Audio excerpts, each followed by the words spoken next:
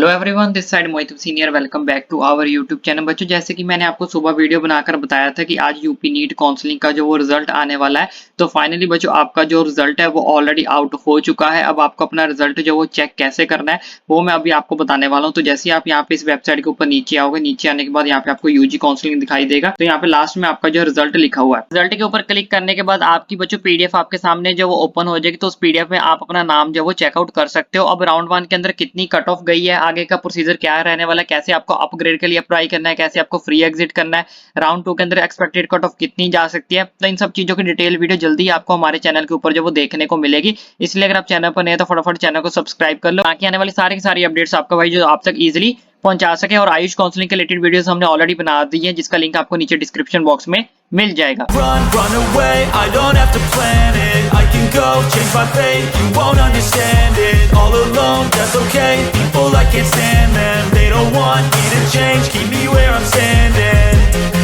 And I don't wanna be where I am. And I want something more, take a chance.